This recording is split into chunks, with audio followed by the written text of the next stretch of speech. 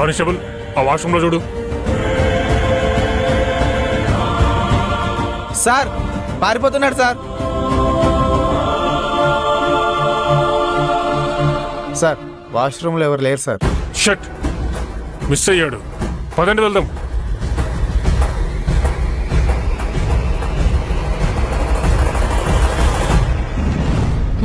నేను ఇలా అనుకోగానే అలా జరిగిందంటే ఇదంతా ఈ మంజు ఆ లాయర్ కిరణ్మయ్యే చేస్తుంటారు. ఈ గేమ్ ముసుగేసుకొని ఆడితే లాభం లేదు. ఓపెన్ అయిపోయి ఆడతా, అప్పుడు కదా మజా.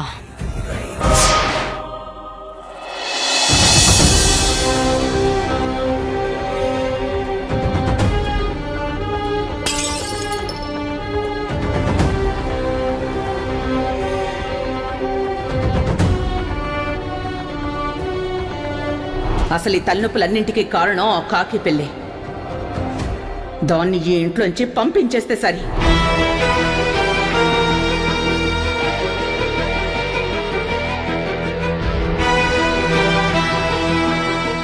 ఏమండి, ఏమైందండి? మీరెందుకు అలా బాధగా ఉన్నారు?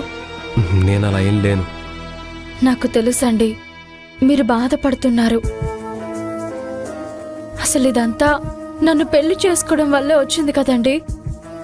నన్ను కాకుండా వేరే అమ్మాయిని పెళ్లి చేసుకుని ఉండుంటే మీకు ఈ బాధలు ఉండేవే కావు. అదేం లేదు సిరి. అయినా నువ్వెందుకు అలా అనుకుంటున్నావు? మరి లేకపోతే నా కోసం ఆ రౌడీలు రావడం, నన్ను కాపాడబోయి మీరిబ్బందుల్లో పడడం, నా వల్ల మీరు కూడా ఎక్కడికి వెళ్లకుండా ఇంట్లోనే ఉండడం, నాకేమవుతుందోనని అనుక్షణం భయపడుతూ ఉండడం, ఇలాంటివన్నీ చూస్తుంటే మీ మనసులో మీరే బాధపడుతూ ఉన్నట్టు అనిపిస్తుంది. సిరి, నీ వల్ల నేనేమీ బాధపడట్లేదు. నీ వల్ల ఎవరైనా బాధపడుతున్నారంటే అది మంజు.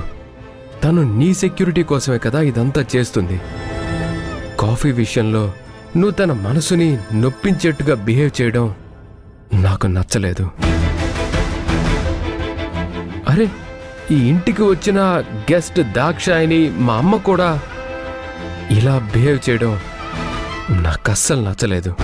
సారీ అండి, నా వల్ల ఏదైనా జరుగుంటే. సారీ నువ్వు నాకు చెప్పాల్సింది. వెళ్ళి మంజుకి చెప్పు. కరెక్టేనండి, నా వల్ల బాధపడింది తనే కాబట్టి సారీ చెప్పాలి. నేను చెప్తాను.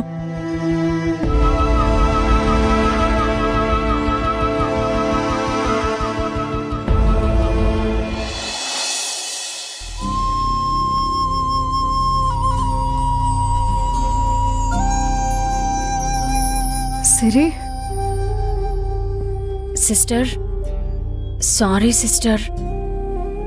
నీ విషయంలో ఏదైనా తప్పు చేసుంటే. అయ్యో అదేం లేదు సిరి, నీకు సారీ చెప్పాల్సిన అవసరం లేదు. అయినా మా డ్యూటీలో ఇలాంటివి మామూలే. ఒక్కొక్కసారి చాలా మాటలు పడాల్సి వస్తుంది.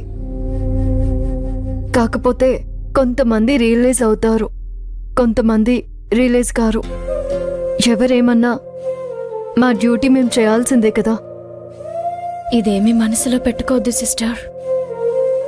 నేనేం మనసులో పెట్టుకోలేదు సిరి, నువ్వు ప్రశాంతంగా వెళ్ళు. అమ్మయ్యా, సిస్టర్ మనసులో పడ్డ మిస్అండర్స్టాండింగ్ ని తీసేశాను. వెళ్తాను.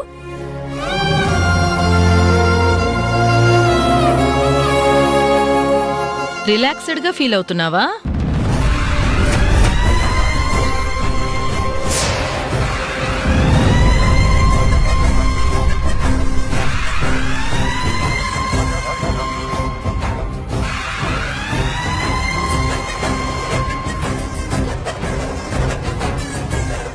ఇంతటితో ఏమీ అవ్వలేదు, ఇంకా చాలా ఉంది. నువ్వు కూడా చాలానే చేసావు, నాకు తెలిసిందిలే. నా కొడుకుని అరెస్ట్ చేయించాలని చూస్తావా?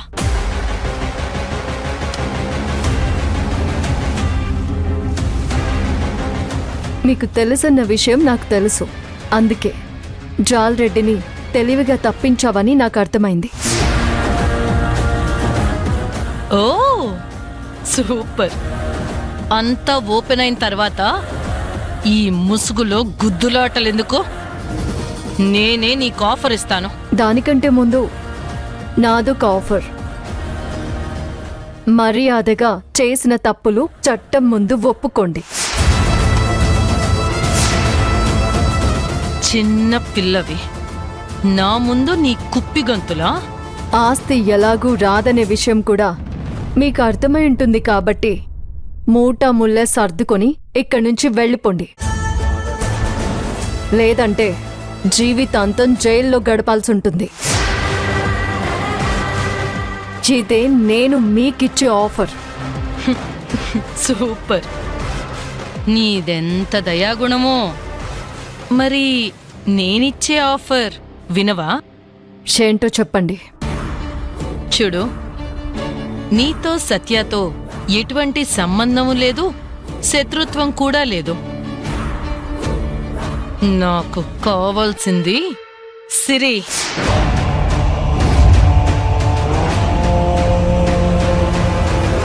తీరాల్సింది పగ, రావాల్సింది ఆస్తి.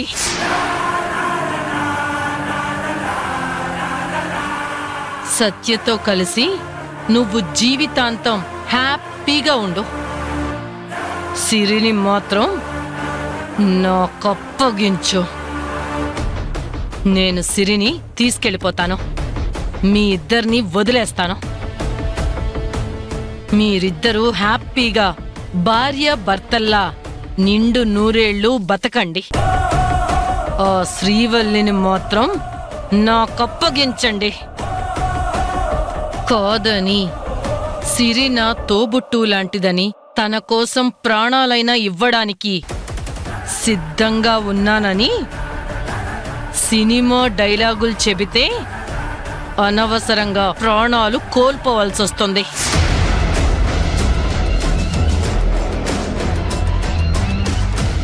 ఎవరి కోసం ఎవరు ఎందుకు పోరాడుతున్నారో ఆలోచిస్తే మీ జీవితాలైనా బాగుంటాయి. ఒకసారి ఈ సిరిని మీ జీవితాల్లోంచి తీసేసి పక్కన పెట్టి ఆలోచించి చూడు. మీ జీవితాలు ఎంత బాగున్నాయి. చెప్తుంటేనే నాకే చాలా హ్యాపీగా ఉంది. ఆలోచిస్తే నీకెలా ఉంటుంది? ఒకసారి ఆలోచించు.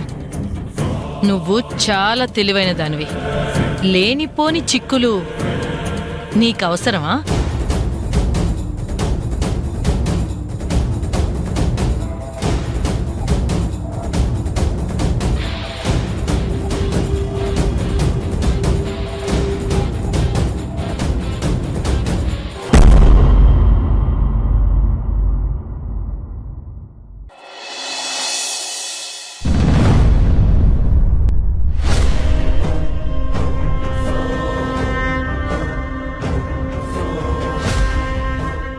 ఏంటమ్మా అంత సీరియస్గా ఆలోచిస్తున్నావు?